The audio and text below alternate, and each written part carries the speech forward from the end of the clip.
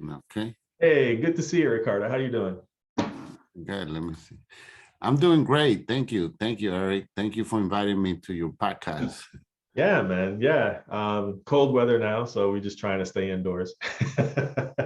Yes. Yeah, man. Yeah, man. So how's your week been? How's things going this week? Usually the beginning of the month is kind of crazy for me. Is when I have to pay my rent. So I'm juggling with money and trying to see who owes me money, who do I need to call to pay me, and Yeah. just trying to get all my finances together so I can pay my rent and some of my bills and all that. So it's always, and then now it's also what am I going to do this month? How many clients do I have? Do I have anything? So it's like collecting, calling, trying to get new business. So, and Yeah. stuff like that. So, I mean, that's always, but usually it's at the beginning of the month where I stress a little bit more about my finances. Yeah. Yeah. Yeah. Yeah. Well, tell us a little bit about what you do at the Washington Digital Media Center, and tell us a little bit more about you and your company and what do you specialize in your business. So Washington Digital Media is a video production company, but when that was what we started with. We wanted to produce videos and all that, but eventually we also became a digital marketing company. So we produce videos, we do websites, we do social media marketing, we focus on online presence for small businesses. Mostly we work with small businesses. We there's businesses that need a lot more when it comes to online presence. So, for that we probably outsource, but we focus with small businesses in providing everything they need so they can be online, so they can be found, so they can sell their products, so they can offer their services and all that. We give them advice what works best for some businesses. Social media works better for some other businesses. Is just having a Google business page is good enough, and Yeah. things like that. So Yeah. No, I think video is such a great thing for businesses to be more involved with, for doing small commercials and it's we as consumers we ingest information at different levels. Some of us like to read more, some of us like to just listen, some of us like to just do the video, which combines two of the three or four ways actually of learning. So the video is such an important element of what you do for businesses. So you do, all that stuff, but are there any other things that you do? Like, do you do documentaries, anything like that? Because I know when I met you, you were working on a couple of documentaries years ago, and so yeah. how's that working out? Well, I mean, to be honest, Washington, I started this company because I wanted to make movies. That was Yeah. my main goal. I wanted to make movies. And we produced a movie in 2011. It's called Backwater. I think it's on Tubi now. People can watch it there. It was filmed all here in the DC, Maryland, Virginia area. And we've been working on some documentaries. I produce, I'm working with Gail on her documentary. We are doing our own documentary. It's titled A Night a Woman, which is just experience of Black women from slavery until now and stuff like that. We're also doing a documentary about the Robin Lampkins jail site, which we actually more focused on Mary Lampkin's story. Not that many people know the Mary Lampkin story. And I think it's a powerful story to tell and to share, especially for African Americans and everybody in general. I did try to produce a movie a couple of years ago called Inocencia Perdida, Lost Innocence. Mm. And it's about sex trafficking and, within the Latino community. But I wasn't able to complete the film because of lack of funding.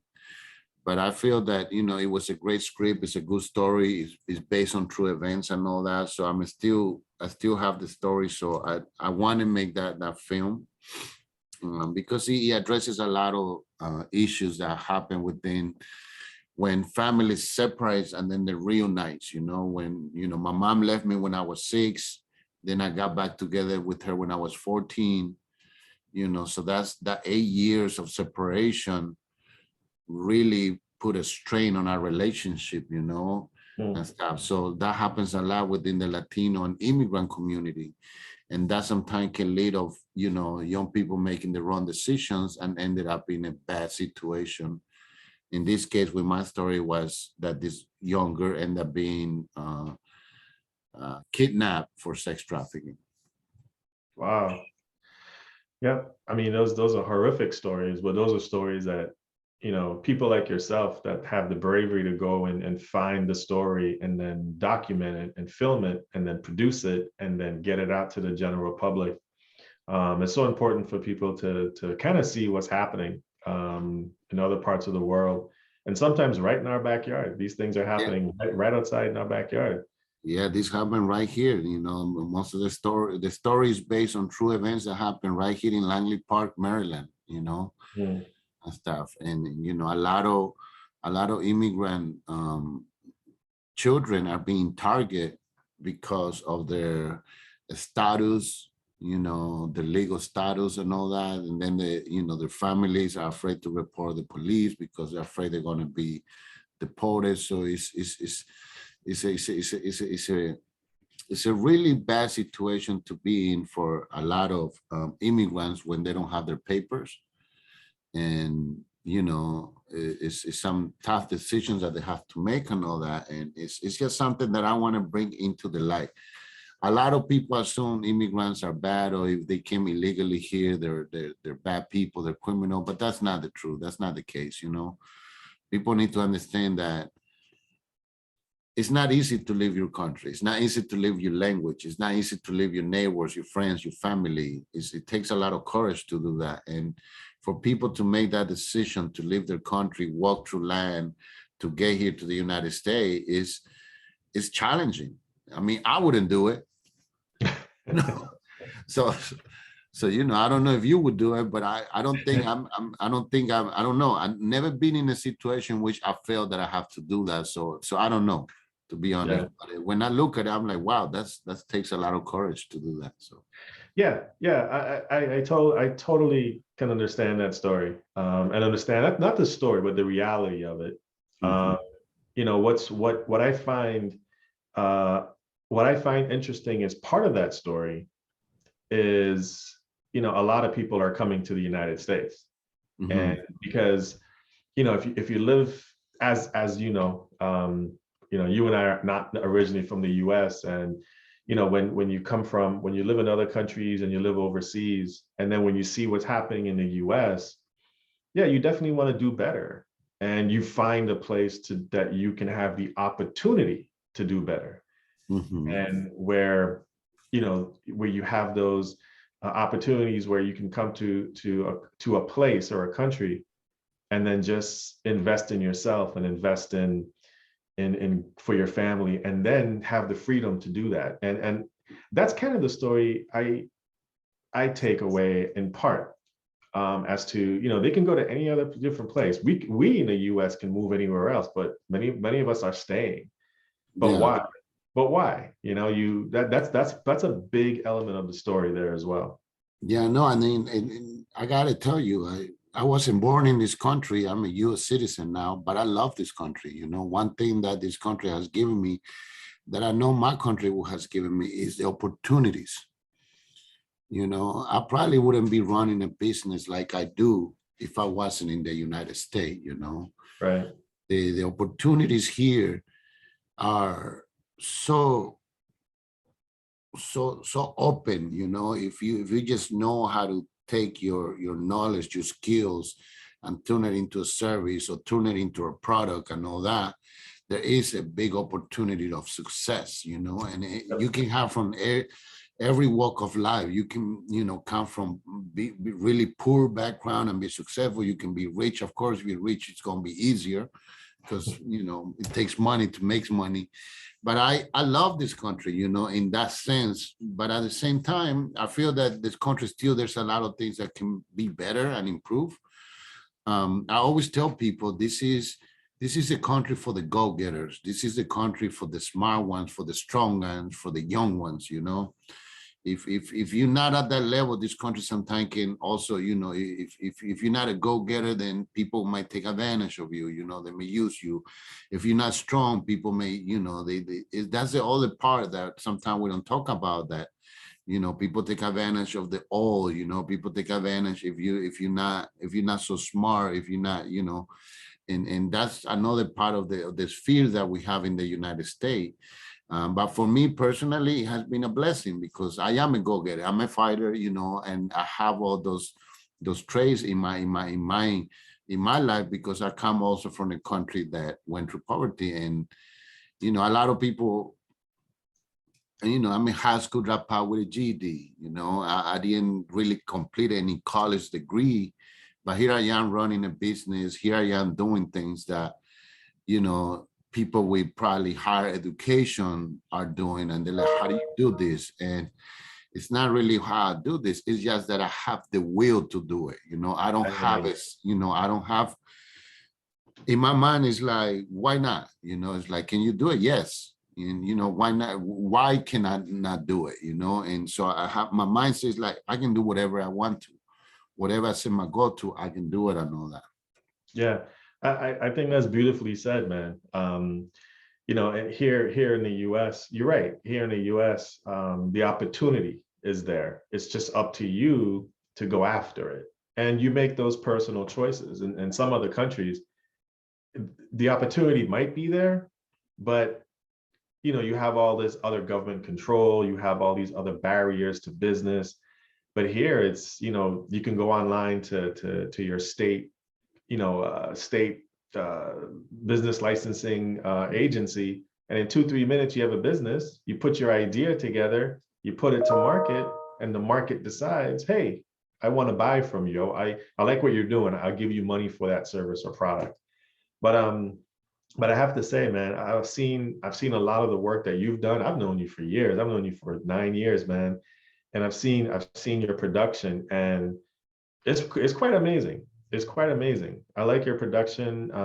It's share the links with me so I can put it attached to this podcast so people can go and see a lot of the work that you're doing. But you're right. On the other side of it, you're right, because it's really about people's behavior. People, I think no matter where you go, you're going to find people who want to oppress other people. And you're right. We just have to figure out a way to go around that, or be stronger, be better, be a better person to defend yourself and defend your dream and what you want to do.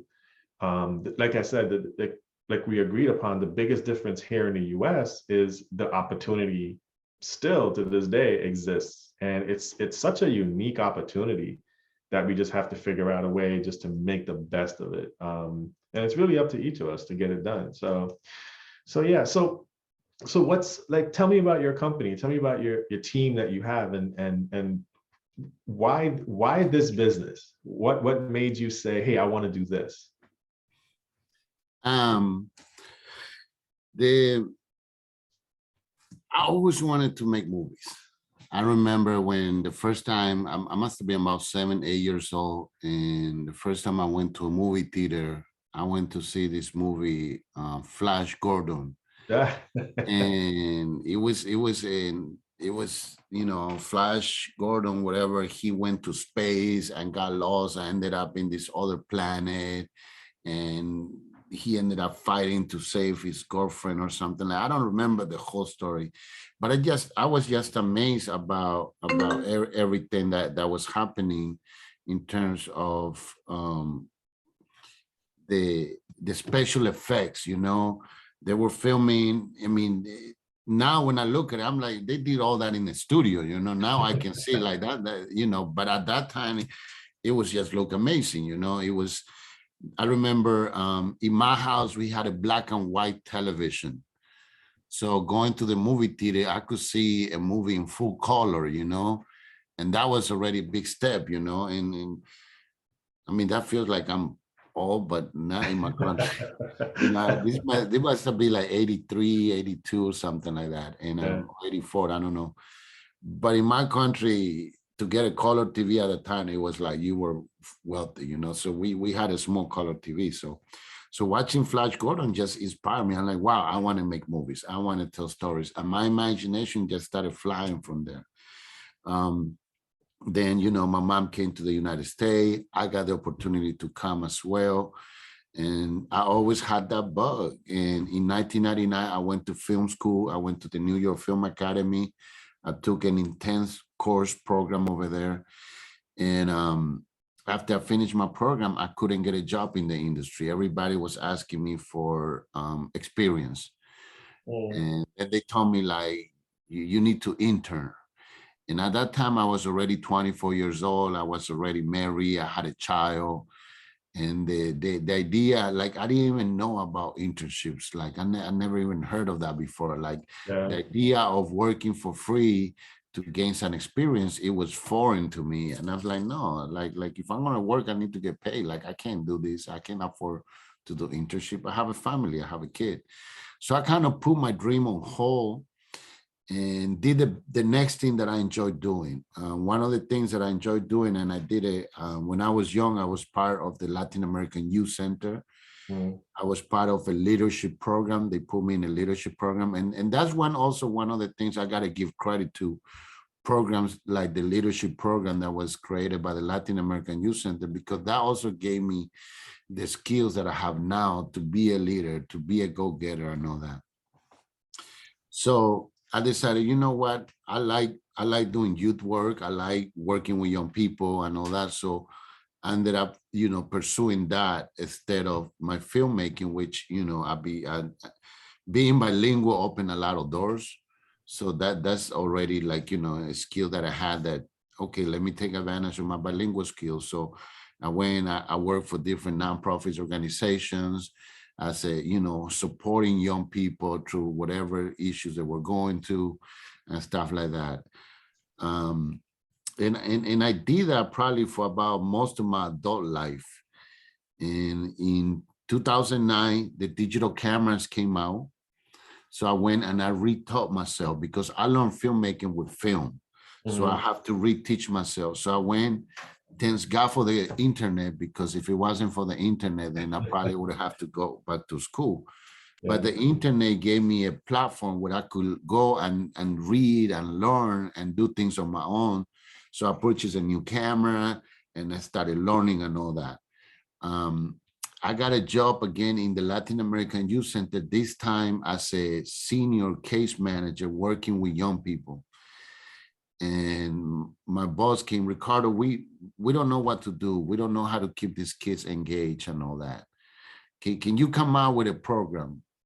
So I came out with the media leadership program at the Latin Nice. American Youth Center.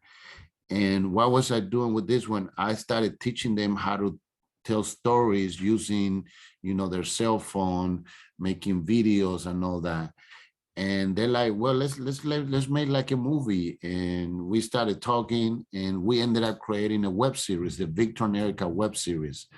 It's a 6-episode web series that I filmed with the kids that were part of my program in Langley Park, and tells the story of, a young Latino who is undocumented, who's just trying to make it through high school, and all the challenges that we have as an adolescent and all that. And I did 6 episodes. Everybody loved it. They were waiting. I think it has a lot of views now online, but everybody loved those series. I ended up going to speaking at the American Health Convention conference about how you can use video to educate communities, to kind of provide them, some type of guidance and all that. Because in my series, I kind of address many issues in the community, but in an entertaining way, like a novella type of way. Um, and then my boss came and said, look, we really like what you're doing. Can you do our fundraising video? That's okay. So I did the fundraising video. And this was, I think it was 2013 or 2014. And everybody loved the fundraising video. Everybody went to my boss, Lori Kaplan, at that time. Mhm. And they're like, Lori, who did your video? Oh, one of our staff did. Ricardo did it. Call him. So people started calling me and asking me to do videos. So as people started calling me, they kept asking me, can you give us your social security number? Because, we need to you know, when you're working with nonprofit, they always want to report how much they paying you and all that. So I'm like, well, I don't want to always be giving my social security numbers. So that's how in August of 2014, I went and I registered my company, Washington Digital Media. But a quick note in that, before that, I had another production company called Rice and Beans Production. That was my movie production company.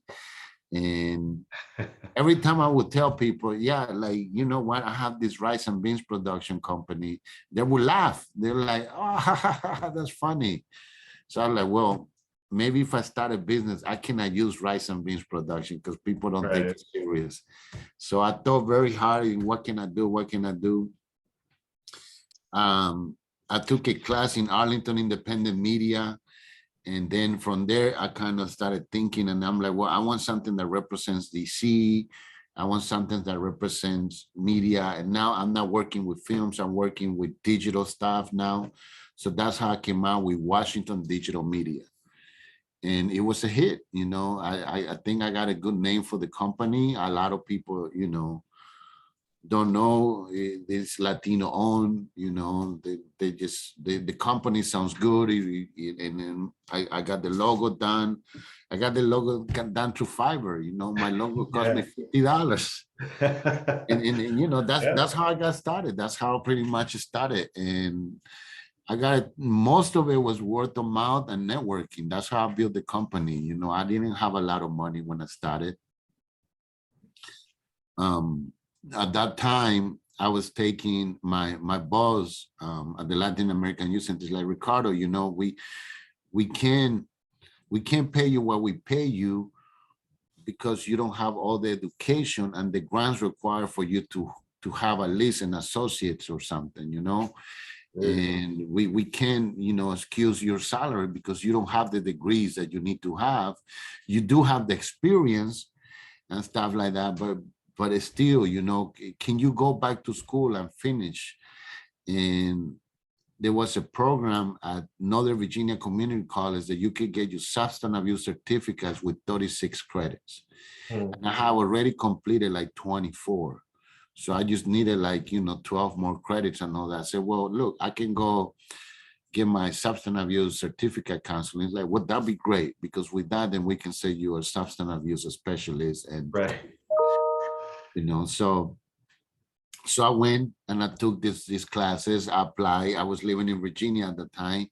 I applied for financial aid. I got financial aid and all that. And then they came, we like, well, look, we can give you a student loan.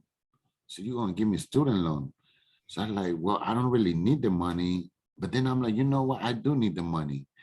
So I used my student loan money to buy all the equipment that I needed for my company. You know, I bought the Yeah. computers. I bought the latest computer. I remember I spent like 2,500 on just a top of the line Apple computer so I can do my video editing. Then I spent money on the cameras that I ended up buying. You know, I bought 2 cameras so I can do interviews and have 2 different angles. And I used my student loan to buy my first film equipment and my computers and all that. And all those things kind of helped me, and then just word of mouth networking. So in a way, I tell people it's I kind of like started with zero, you know, and I just went up from there. Like I never have lost money. I mean, sometimes it goes down and up with the business, but when I really look back, I had just always constantly keep just making money. And, you know, I never have gone back to zero. I never have gone back to that position. And thanks God for that. So, but I feel very blessed with the business and with everything that has turned out so far. Yeah, man, that's a beautiful story, man. That's it's not an uncommon story, but it's a great lesson in terms of looking back where, like, especially when we started the business, right? Mhm. And then looking back to where you're from, like where you are now and where you want to be. Um, it's thanks for sharing that. I really enjoyed listening to your story, because I didn't know a lot of that. I didn't know the beginning of it. So I think my recommendation for you is it really rice and beans, or is it arroz con habichuelas? Which one did you really call it? It was rice and beans. It was Okay. rice and beans. The It was rice and beans production. That's what it Right. was. Rice and beans production. It still is. I still use it for Okay. my own personal projects. Yeah, I was gonna And say you should keep that because that's like your core. That's like your beginning. You should keep yeah, that. so I keep that when I produce my own content. Is rice and beans. I have a channel. It's called Rice and Beans Comedy. And the Nice. reason I call it rice and beans because in my country, rice and beans is considered the food of the poor, you Yeah. know. But a lot of people don't realize actually the beans and the rice together, they give you a lot of protein, you know, they give you the strength you need to go out and work hard, you know. It's a complete meal if you do it right. I mean, you might need to throw some vegetables in there and maybe some meat, you know. Yeah. Some people say that, but I think it's the beans especially gives you that energy that you need, and with the rice you feel your stomach. So to me it's like that was the basics. So to me it was like whatever I'm producing is for the masses, and I wanted to give people the, you know, what they needed to get ahead and all that. Yeah. Yeah. Nah, man, that's really cool. It's a really cool story. So in terms of your documentaries, because the documentaries, it seems like you started off by with the youth leadership program. You were actually doing documentaries at the very beginning. So is that someplace that you would like to continue working in? Is that something you want to expand? um I like documentaries. I definitely want to do more documentaries, especially because it gives you the opportunity to tell stories that usually people don't hear or don't know about it. And you know, the way documentaries are, and I think all across the world is like you need funding for it, you know. So the people that have the money, they only, you know, will support the documentaries that they think are important to be told. Mm, And the stories that we have as immigrants and all that are usually not told. And people don't know about what it is to be an immigrant in America and all that. So to me, I think documentaries, especially on that part, is what I want to focus on. You know, telling documentaries about the immigrant experience. That's one of the things that I really like. Um, you know, couple of years ago, I met this mother and her daughter, and they came from Peru, and they came by land from Peru. It took them about, I think she told me about 9 months, oof, and they passed almost every country that, you know, they couldn't, they passed illegally through every country from Peru, traveling by land, arriving to one city, finding some type of job there, or raising some money to go to the next town, to go to the next country, to go to the next city. And she was able to do that with her 12-year-old daughter and keep her daughter safe at the same time, because you know, if you know, a lot of young girls get raped in that yeah, travel. I know that. And she was able to do all this and make it to America. And I'm like, I would love to do a documentary about that. How do you do that? How do you, I mean, I understand Mexico is right next to us. So I right. understand Central America, but how this woman from Peru, from South America, made it all the way to the United States by land. And those are the stories that sometimes like inspire me. I'm like, wow, you know, the desire to look for a better life, the desire to Right. give your children a better life and all that. And I Yep. think, you know, those stories are not being told. We don't see those stories on the big screen. We don't see them on our TVs and all that, Yeah. stuff like that. So, and, and, No, and I think, I hear you because a lot of those stories, for whatever reason, they're not really being, how would I say, they're not being documented from the human element. I mean, mm, you hear about the illegality of it, mhm, right? But for someone to make a decision to say, you know what, I'm going to take a year, 9 months to a year by foot to go from where I am to go to the US. I mean, just understanding what takes someone to make that decision and take that risk, and then to traverse from south to north and take all those risks and then end up in the US. You know, there is the story that's being told as the legal story and the illegal story, but there is a human element there in terms of the desire just to you know just to be around things that are better, and to chase and to get to a place where you have the opportunity to live a free life and to live as much freedom as you would like to have. And you're right. Sharing that story and capturing that story would be really cool. I'm sure they have some documentaries out there. I haven't really seen that many. I mean, I would have to do some more research on it, but that's something that I think, if you can definitely pursue, that would be an amazing documentary to have. Yeah, no, and the other thing is that I like traveling, and sometimes for these documentaries, you get to travel. You get to discover this culture, you get to discover these other countries and all that, and I think that's very important. Also, especially for me, every time I go to a new country, I learn something new. I Yeah, learn about the culture, I learn about the people, I learn about their food, and it just made me appreciate more humanity, yeah, and just this world. Sometimes we're so focused in working, we're so focused on making money, we're so focused on like, oh, I need to have the latest car, I need to drive a Tesla, I need to have a big house, I need a 70-inch TV. yeah, But when you start like going out and meeting people and talking to people, you don't need none of that. You really just need like knowing people. Like I like if like people ask me like what is your next dream, and I'm like, well, I don't really care about the latest car, I just care about a car that takes me from A to B. right.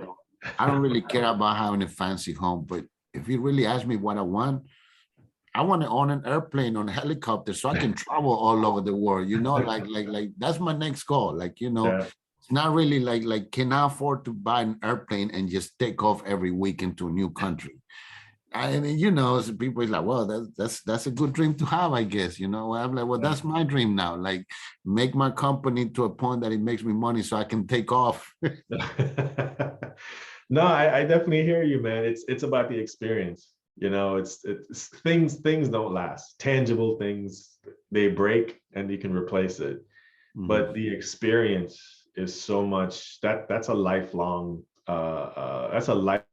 life lasting I would say asset to have, is when you go to another country or just talk to different people. It's the experience of remembering those things and connecting with other people from different parts of the world. um and that to me is just great. And I definitely agree with you. I'd rather pay for the experience than pay for, like you said, a fancy car, a house. I honestly don't care about that stuff. I'd rather just pick a spot, go to a place, and just eat the food, talk to people, enjoy the culture, and that's the experience. Yep. Yeah, man, that's it. And then I know you travel too, so I know you've been to a few places. I know you shared some of your stories before in your previous life and previous job and all that. So Yeah, it's I had the God-given blessing of traveling to many different countries in the world. I haven't been to Asia yet, in that part of the world, but traveling in throughout Latin America, and there's a history there. I mean, there's a connection of where we've been. You talk about people traveling from, like, the lady and her daughter, 12-year-old daughter, traveling from Peru to the United States. I have stories from family members from the Caribbean who actually, when they were building the Panama Canal, a lot of the people from the Caribbean were hired and they migrated to Panama, and migrated to Panama to help build the canal. So you see a lot of those stories where people just migrating for different reasons, and those stories are just amazing to really understand, and how families can stay together, and then how families sort of like expand. And that's a really cool story to get into, especially with Gail's story. Yeah, you're muted, buddy. Ricardo, you're muted. no, Gail's story is amazing. Like I love that's another part of the document. That's another thing that I enjoy, like telling the African American experience in America. And the reason I love sharing those stories and I want to do documentaries about that is because a lot of immigrants don't know that story. You know, Yeah. they don't understand that. You know, we come here and we make assumptions. You know, we may say, well, they're the U.S. citizen. You know, how come African Americans are living in poverty, or what? You know, when they can have all this opportunity, but they don't understand the history, and they don't understand the trauma that that history has brought, and all that. That sometimes can hold people back from trying to move forward. And so that's another story. Like, I love Gail's story. I love, African Yeah. American story. That's why I want to tell the Mary Lampkin's story. I want to do those documentaries and all that. But yeah, Yeah. like me, my whole thing is telling the stories that people have not heard about, telling stories that are important, that are inspiring and all that, and just bring that into the forefront of of the media. Right now, our media is still controlled by certain people who control what we watch, who control the news and all that. But if Yeah. we have more stories out there that can connect us to more people, and we realize that we're pretty much all the same. Yeah. We're looking for love.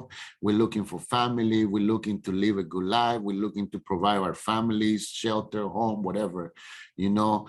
And no matter what your skin color is, we're all kind of chasing the same thing, safety, food, survival, being able to love one another and stuff like that Yeah. freely. And so all those things, so in my mind, it's like I want to use my talent and skill to make the world a better place. Yeah. Yeah. And you're so right. I'm talking about with Gail's story, and you're actually putting that documentary together. Um, that's a never ending project, because when I talk to Gail about it, I'm like, Gail, this is an amazing story, but it never ends. You know, sometimes you have to create the documentary and then turn it over to the generation that comes after you and say, hey, keep this going and keep it going. And that story is amazing. And the one thing that I guess I hear people say is slaves were brought from Africa. That's not true. It's not. They were not slaves in Africa. They were free people in Africa. We lived as tribes in Africa, and they were taken from Africa and converted to slaves in South America, the Caribbean, and eventually here in the U.S. So sometimes even the way things are said, even the way things are I call it the marketing spin. We have to be really focused on how we share that story, because it Mhm. sets a tone as to what the next chapter is going to be. Because the first chapter wasn't slaves came from Africa. That wasn't the truth. That's not it. It's not it. They were a Mhm. group of people that went through a circumstance that ended up becoming slaves, and that's a whole different conversation. But there's a deeper thing there, and this is what I look for in documentaries. When I love human story documentaries. I love true stories, and the thing is, I'm very careful in listening to how they present the story. So when you do your documentaries, how important is it for the story to be accurately presented? Um, and that's the hardest part of the project. How do you tell an amazing story in an interesting way, in an engaging manner and all that? And it kind of you have to break also what the norm is of storytelling. A lot of time storytelling has the beginning, middle, end. You tell the story somebody struggling, and then having a life-changing experience, and then things get better or whatever, they make a decision about that and stuff. But in this case, it's not that. In this case, it's just you narrating the story, and the story is so rich. So it's like, where do you go? Do you tell the story of this this young girl that survived, and all these people came out from that survival, and stuff like that? Do you tell the story of the father who was a free man, who married a woman who was not free, who was a slave woman, and he had to pay kind of rent to be with his wife, and then all his children were slaves because you know, his wife was a slave too. And here it is, there's this man who has to go and purchase his kids back from, you know, purchase them from slavery into freedom.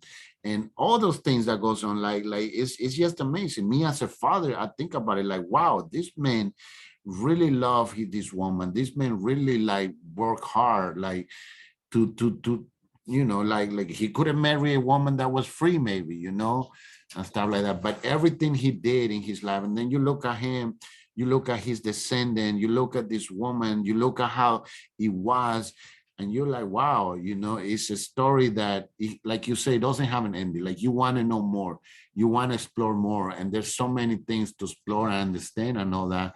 And ultimately, it's also a story of, I think it will bring the country together. Our country is very divided right now in terms of race. And I don't believe in races. I believe in different skin color. I know we all the human race. That's my opinion. So I don't want people to get that wrong from me. So in terms of that, you know, we have this division, you know, and even within our own community, within the Latino community, we also have that division in which, like, if you lighter skin, if you darker skin, and things like that, and stuff like that. So to me, it's like we need healing from that too, you know, because like you said, it wasn't all marketing scheme. It was all marketed in a way that you look at somebody darker as dangerous, as the enemy, as less worth it, and things like that. So how do we change that perspective from people and all that? Because everywhere we see it, the media, we see it, you know. I just watched a video about how young children, they put two dolls in front of them. They put a white doll and they put a black doll. And they ask the kids, like, which one is the prettiest doll? And they all point at the white doll, you know. And how is it that a 5-6-year-old kid already seeing that thing, that difference? And even they even had a black girl doing this, and she also pointed to the white doll, you know, and stuff like that. And those are things that makes me wonder, like, what is it that we do in a society to make some people feel less, and how we can use this media to bring that equality and that acceptance of everyone, and see each other as, like, you know, that's just another human being, you know. It's like with animals. We look at dogs and they're just dogs. They're different colors, you know, cats, you know. Nobody's like, oh, I prefer this cat than the other cat. They're just cats, you know, and they come in all colors. So to me, it's like, how can we love one another without looking at the skins and all that, and accept each other? Yeah. No, that's I can't express it any better than you did. And that's, you know, that's been a few conversations I've had in the past, all my life, in terms of talking to folks like yourself with that mindset. I think it's the correct mindset, is we're all human. In the end, we're all human. Because let's just say, you know, I use this analogy a lot. You know, when you talk about the people that were supposed to hire you, but you don't have a college degree, you have the experience, but you don't have a college degree. When I first moved to the States, I had the same thing. I had all this experience, and they were like, wow, you have this great experience, but you don't have this. And I'm like, so what is it that you want? I can do the work, but you're telling me I can't because I didn't go through this system? That doesn't make sense to me. So as a human being, it's the same. I look at it the same way. So imagine for a second, you know, this might be a cool documentary. Imagine if we were born, if everyone on the planet didn't have eyesight, how would we judge people? You know, I mean, if we couldn't read a resume, if we couldn't look at each other, how are we going to judge people? Oh, your voice is too heavy. I mean, at some point, we have to look at it from that perspective and say, hey, you know, we have to help each other out, you know? And it's sometimes, you know, I know you and I talk about this a lot sometimes, and it's kind of like, well, that's an interesting concept. If we didn't have eyesight, come on now. I mean, let's that's just one way of looking at it. And so it's to me, I look at what's happening to all of us on this planet, and the documentaries that you do bring that out, is, you know, and you raise a great question. It's why, you know, are we doing this to create division among each other? Because in the end, you know, it's all going to come to an end where we're all going to see that we're just one people. In the end, we're just one people. So it's kind of like when you propose hatred to someone, it's almost like well, not almost, it's like you're proposing hatred to yourself, you know? So what, in terms of your documentaries, I mean, I know you have other are there documentaries that you're putting together? Is that a plan for you in the future to do work in that area? I mean, it's definitely one of the things I've been doing and I want to continue doing. My focus is also just make movies, you know, instead of documentary. I even take some of the documentaries and make a movie out of them, you Yeah. know, and stuff like that. So it's just, I feel the documentaries in a way as a filmmaker is um you kind of putting stories out there and seeing how it resonates with people. And if you see that it has, you know, it has a big impact, then you can, maybe the next step is making a movie about that, you know, and stuff like just bringing the truth of, you know, whatever that, or just, well, it's hard to tell the whole truth because I didn't live on those times, but at least get as close as possible to the reality of what it was to live in those times, or the reality of what it is to the stories that I'm telling and stuff like that. So people can really connect to that, you know? Yeah. So yes, I mean, I'm in the process of doing that, the filming, the movies and the documentaries. I'm also in the process of opening a filming school and an acting school too, because we Right. need more people like that here in DC, especially. My goal in Washington, DC is to create like a film hub. And you know, where I'm located now, which is the old BET building, which was a Black-owned company until they sold it. And then now I'm back here in, you know, I'm here in this new, in one of these buildings that used to be part of BT, but now is part of the Welfare Entertainment Group, which is also a Black-owned production company. And the second or third largest in the country right now. I think it's the third largest in the country, behind Oprah Winfrey and Tyler Perry and all that. Mm. But here I am now as a Latino working along with a Black production company and all that, and trying to create content together, providing the opportunities together. But ultimately, it's also providing more opportunities to people of color, to Latinos, to come and learn filmmaking, to get into this business, because that's the other thing. Like, we don't see our stories because we don't have people in there representing us. We don't have people on the table that can say, you know what?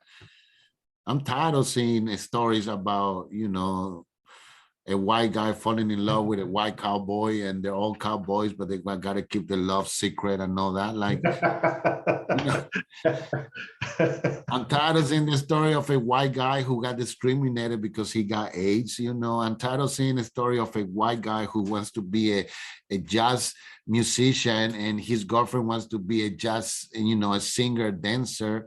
Like, it's like, wow, like all these stories that tell you are amazing stories, but they're Yeah. all white people's stories. You know, where's our stories? You know, where is, Yeah. you know, where is the struggles? Where the stories of Latinos coming up or Blacks coming up and their successes and their failures and all that? Like, you know, and all of us living in this little la-la land of, you know, what you know your dream life should be, when no, there's people like me and you living the life that they want to live, but we don't know about it. Yeah. And that's, and the way I look at it is just, we just have to do it. Yeah. You know, everyone's gonna do what they would like to do. And those movies and stories that you just talked about, they just did it. They just went ahead and did it. I think the opportunity here, and especially here in the US, is we can do that. And that's exactly what you're doing. You're just doing it. So the idea, I love what you're setting up an acting school. I love that you're setting up a video product or a movie a school in the sense of production and filming, to get more people who are just interested in being involved in that type of media, and to capture stories. I look at those things as capturing a story. That's how I look at it. You're not making a movie. The movie's already made. It's just capturing the story and then sharing that, you know, because the movie is pretty much our life. It's history. So Yeah. how do you actually just capture that on film and then say, hey, this is a cool, you know, time in someone's life, and take a look at it and just share that story. And that has to happen more and more. So, but it's up to us just to take the initiative and just do it. Reach out to someone like yourself, Ricardo, and just say, I got to work with Ricardo, and not just for the documentary and movie part, but for the business side, because even businesses, they definitely need your services. They definitely need to meet with people like you to share their product and service story, to share their marketing story in terms of how they started, and just to do commercials for their business. So what are some of the small businesses that you're currently working with? I know you're working with some doing a restaurant commercial, I know, or a snack commercial I think you're working on right now.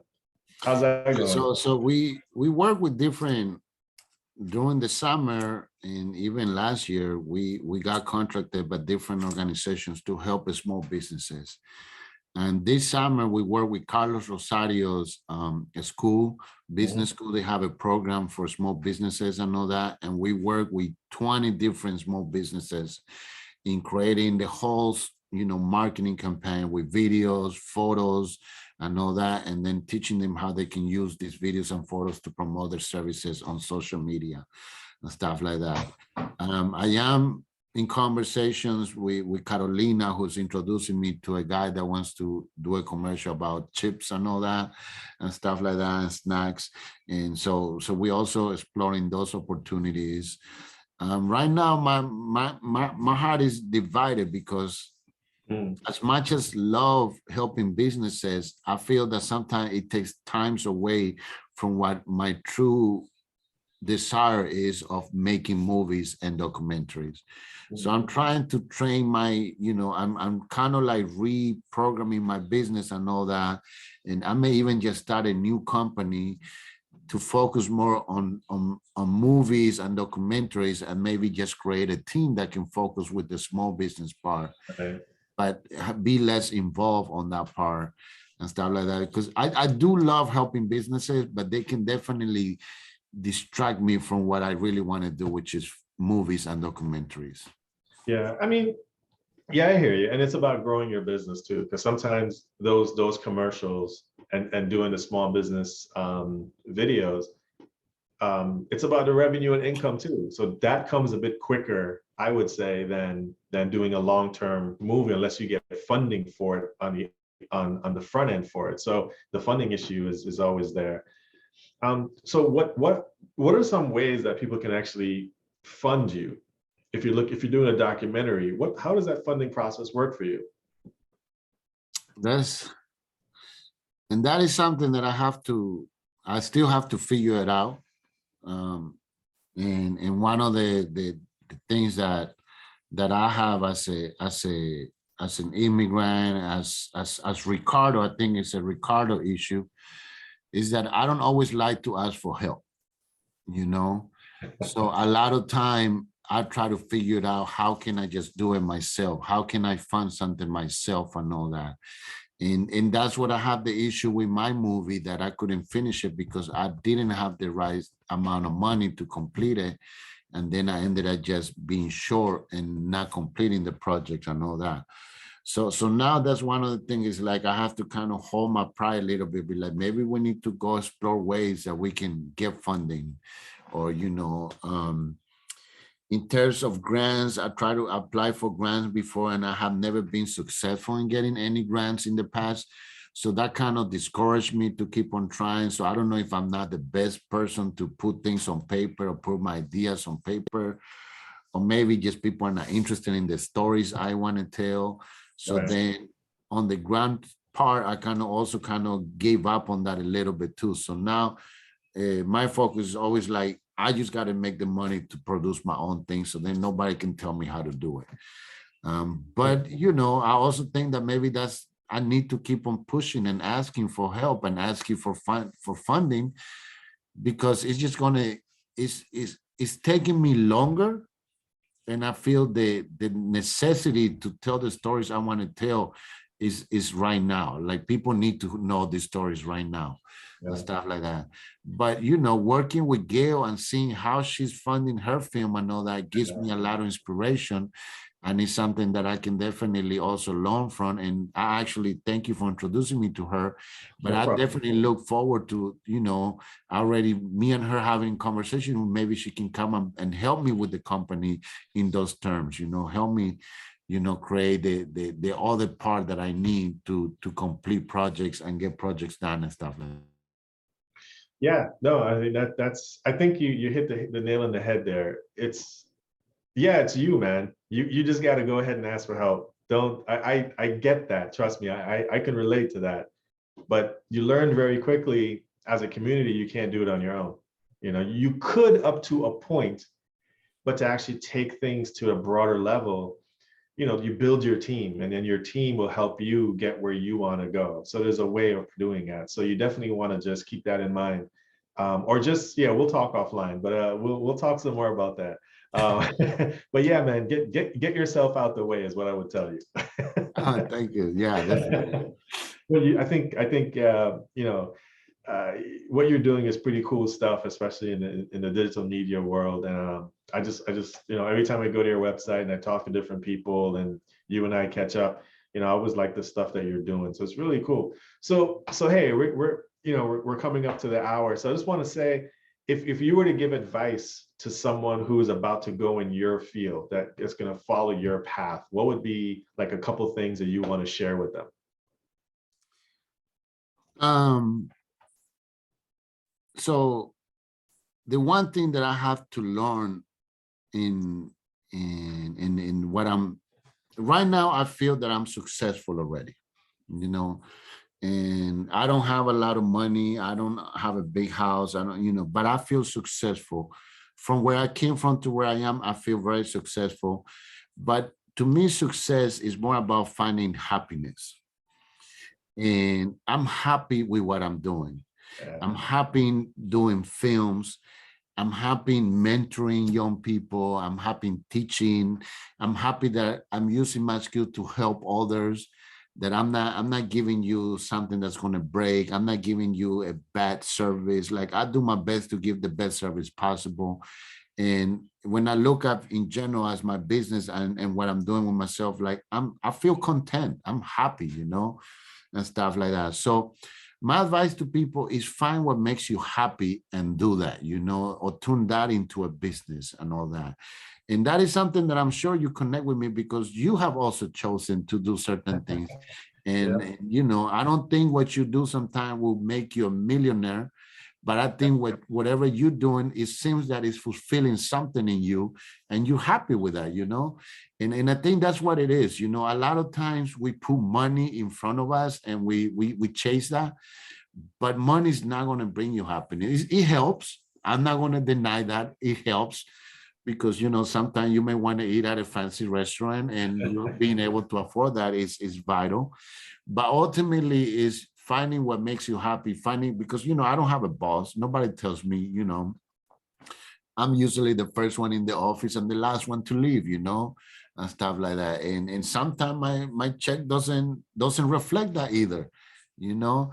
But at the end of the day, it's like I'm doing what I love. So to me, my advice to people is find your passion, find what you love, and pursue that. And most of it is always related of doing something good for others, you know, and stuff like that. Helping others will definitely bring you happiness, you know, doing something that you can help improve the lives of other people, no matter what it is. If you like cleaning, sweeping, but you're the best, people like to walk into a clean home. People like to walk into a clean house. So if you're good at that, then that's your job. You know, if you're a doctor, then be the best doctor you can be. You know, if you like to paint and you like to draw, then create amazing art that people can watch and enjoy and be inspired by, you know, and stuff like that.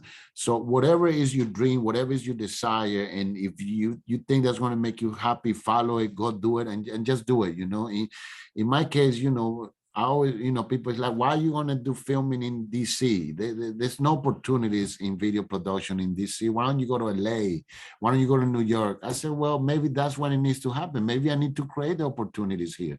I'm gonna build my own path here, and I'm gonna make it. And that's what I've been doing, And every day we're growing. Every year we're doing better, and stuff like that. We got more clients, so now I'm doing less networking, less sales because I have repeat clients. So ultimately we're growing and I'm happy and I feel successful. So that's what I would advise. I guess my advice is pretty long. I'm sorry.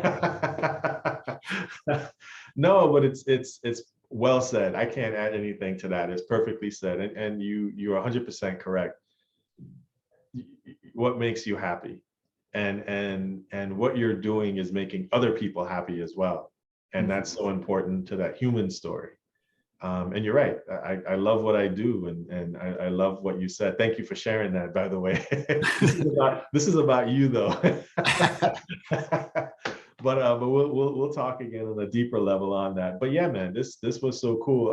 I just want to say, hey, Ricardo, thanks for your time today, man. This was fun, and I always enjoy chatting with you, and I definitely have to come down to your office one day, and we can spend some time down there and hang out a little bit in your new office that you have. Yeah. Yeah, because I remember when you first started in your old office, and I'm like, yeah, we were there a lot. Now you're in your new office. I'm like, yeah, congratulations on that. Yeah, you gotta come. We have a space here. You can meet with clients here if you need to as well. So yeah, man. Yeah, we'll talk. We'll talk. This is my wall right there. Yes, I was gonna ask you. Yeah, I saw that and I figured that's what it said. That's really cool. All right, man. So I appreciate your time this morning, man. I really do. And continued success, man. Just keep doing what you're doing. And I look forward to looking at your next video and documentary coming out soon. All right. Thank you. Thank No you. problem. Take care, man. All right.